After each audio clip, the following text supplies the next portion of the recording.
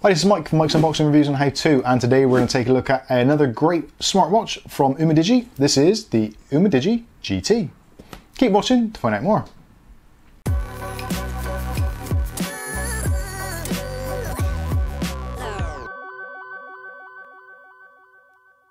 Okay, so in today's video we'll be taking a look at the UMIDIGI Uwatch GT. This is one of their newer versions of their smartwatch series, and this one takes it up a few notches in my opinion. It's got a really nice look to it, it's got some great features, and it just looks the part.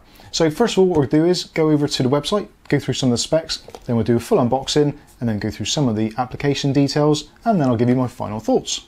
Now to start with, actually, before we get right into it, pricing. Now at the moment in the UK, this is September the 1st, 2020, and at the moment you can pick these up for around about the £40 mark over on amazon.co.uk.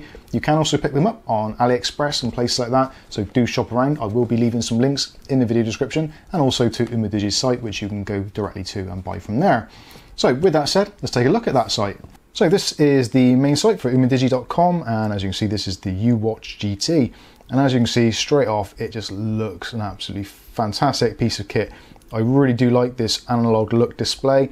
It is on a TFT display and the resolution is 240 by 240, and it looks really, really nice. And hopefully from some of the B-roll you'll see flashing up, and also when we do the unboxing later, you'll see how great the display actually is. And actually, I would say that our camera doesn't quite do it justice. Actually, in the flesh, it does look a lot better.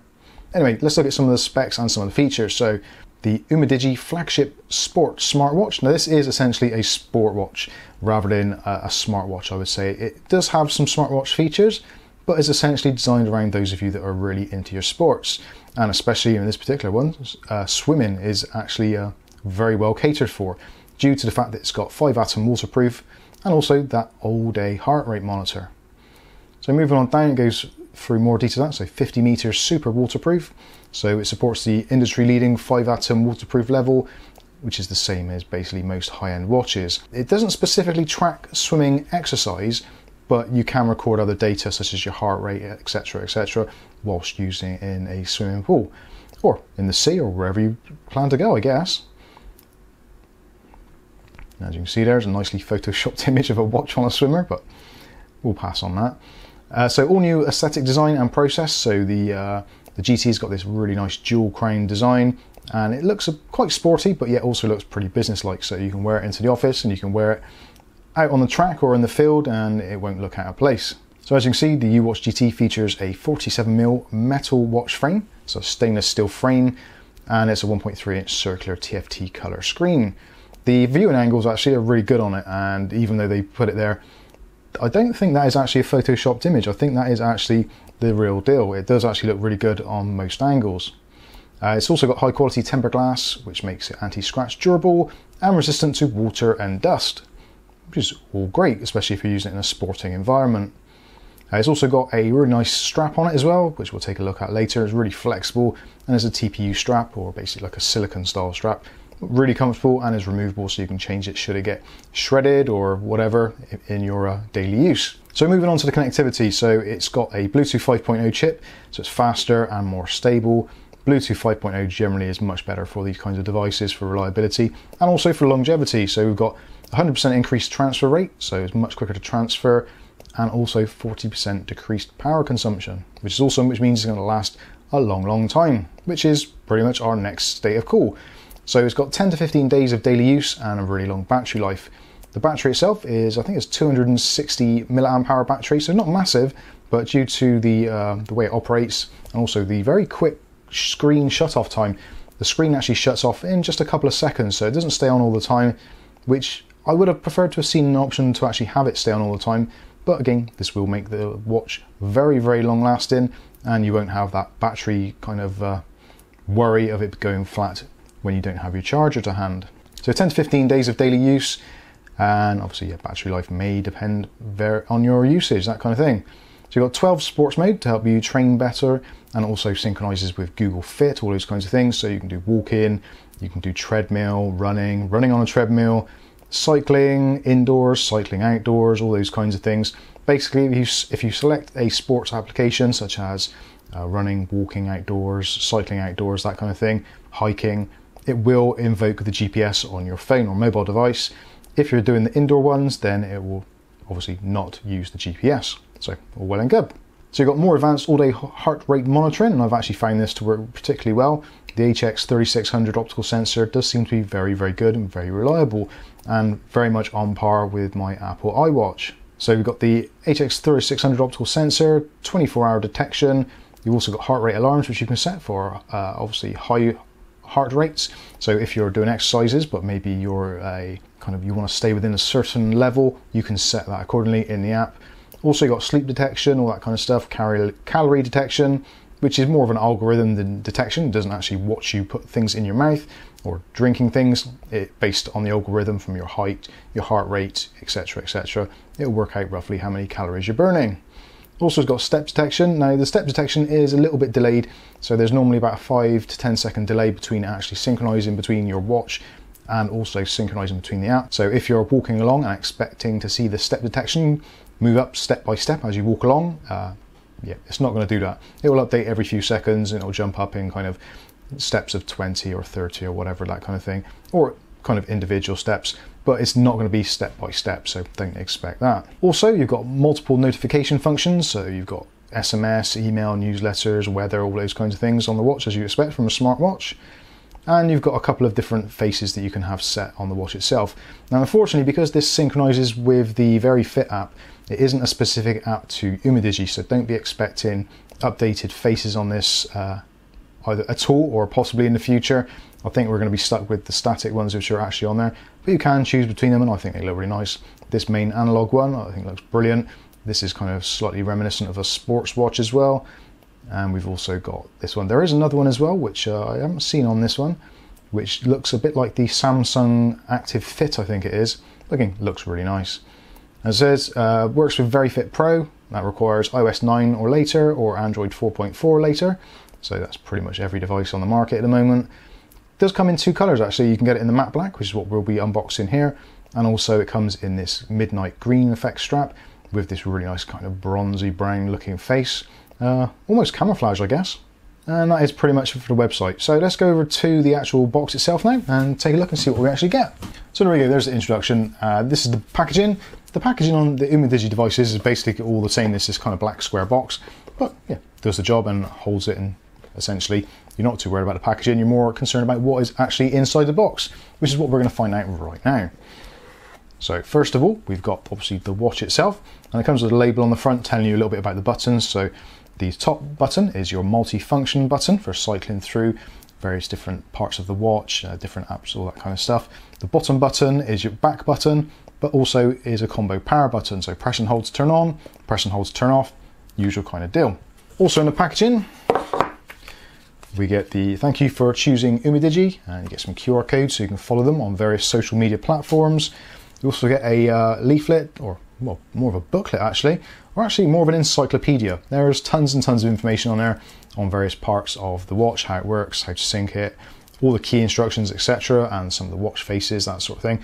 All multi-language as well, or if you want to, you can go onto the back and scan the QR code as per usual. Looking at the packaging itself more so, we've got a charging cable, and the charging on this takes about 2 hours from completely flat to 100%. So around about 2 hours, and that again, like we said earlier, should last you anywhere between 10 to 15 days. Now in all honesty, I've had this here at Mike's Unboxing for quite a long time. I've put off the review for ages and ages because there's been so many things going on, and I wanted to wait for a time where I actually felt comfortable with this, and I've used it a little bit. And I charged this when I first got it, and basically I haven't touched it since then. It's been on the shelf waiting for review for about a month, and the battery is still at like 88% or something crazy. So if it's in standby and is being not used, just put to one side, just with the Bluetooth on, it will last forever. Obviously, if you're using it and you're doing tracking all the time, all that kind of stuff, the battery will deplete much, much quicker. But it's not a problem. You get this really nice USB cable, and it's got the kind of magnetic section on the back, so just it's almost like a sucker connection, so when it gets near it just locks on into place, which actually I can show you now. So on the back of the watch, there is a section with your charging points, and all we do, get it near, and it locks itself into place. And also, I believe it is a one-way connection, so if you try and put it round the wrong way, you can feel the magnets forcing themselves apart, so there's no way you can charge it in the wrong way. Works absolutely brilliantly. So that's the charging out of the way. On the back you've got the HX3600 sensor, as we discussed before, so heart rate sensor. Again, hopefully from some of the B-roll you'll see that flashing in action. Also got this really nice carbon fibre effect around this bottom ring here. It isn't actually carbon fibre because, well, that would cost a fortune, but it actually does look like the real deal. Very nice very nice touch. The straps themselves are replaceable and extremely flexible, so looks like they will take a little bit of beating. You can really screw them up and they just flip back into their normal shape. There is a little lug there which you can move across, and then you can just take these off nice and easily. You can get replacements from UMIDIGI, and again you can get them on Amazon. I've seen them in places like that, also AliExpress, etc, etc. So we'll take off the front, so take that off, put that to one side. And to turn the watch on, all we do is press and hold the bottom, and it will start up pretty quickly. And then there we go, so a couple of seconds to start up, so you haven't got those long load-in times like we're used to seeing with certain other smartwatches.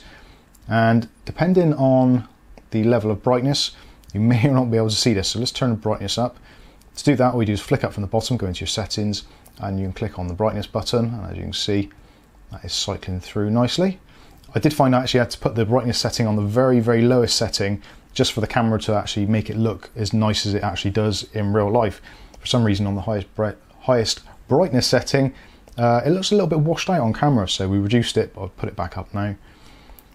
So yeah, really nice looking watch face. Again, it's pretty decent size. Comparison with the Apple Watch, width-wise and height-wise, pretty much exactly the same, but you've got a little bit of extra width because of then the oblong kind of style of the Apple Watch. But yeah, if you like a circular type watch or sports looking watch, this is a really nice device. And as you can see, there is the main kind of watch display. If you want to change it, you can just press and hold. No, actually, go back, I pressed the wrong way. So press and hold on the front, so it changes the face, and then you can just swipe across, and you can change your faces. There's the kind of Samsung watch kind of face, and there's another analog in there. That is all that is in there, it's just these 4 watch faces. So if these don't float your boat, so to speak, then you might want to look elsewhere. But I actually, the main one, the normal one, I think it's absolutely brilliant. It looks really, really nice, and hopefully you'll get some close-ups of that so you can see what it's like in full glory. So with the watch, if you swipe down, you can go into your notifications and you can scroll through. You can set up in the app which notifications you get on your device, and also you can delete them, etc. You can't go into a great deal of detail on them. You can basically see them and read most of them with their text messages, that kind of thing. Oh, there you go. It's telling me to stand up, so I've got the sedentary alert or whatever it is set. So if you're not standing up for a certain amount of time, it will say, come on, get up off your ass. You need to move around a little bit, which is good for quite a lot of us. As you can see, the screen time off is very quick. So we'll time that. 1, 2, 3, 4, 5, 6, 7, 8. It's about 8 seconds or so. So the screen doesn't stay on for a particularly long time, which again will save the battery massively, but also when you're trying to do stuff on it can be a little bit of a pain in the backside. So going through the different options, so we've got our sports options, and again you can scroll up and down through there. There's various different settings on there, so you've got exercise record, outdoor walking, hiking, indoor cycling, indoor running, etc, etc. If you want to start up any of those, so we'll select outdoor walking, press that, and then it goes through the countdown, 3, 2, 1, and then it is in full tracking mode. So as you can see now, the heart rate monitor is fully active, 24/7. It does register all the time anyway, but when it's in sports mode, it just does it on kind of like a more detailed level, I guess. Not too sure how the technology works, but it seems to work very, very well. So you've got that's running in the background. The screen will turn off again after about 8 seconds or so. If you want to go back in to see how you're getting on, you can just press the button on the side and it will go back into the app that you're tracking. If you want to go back in and see the time, you have to stop the app. You can either play to carry on, stop, or you can press the swipe down and you can choose pause,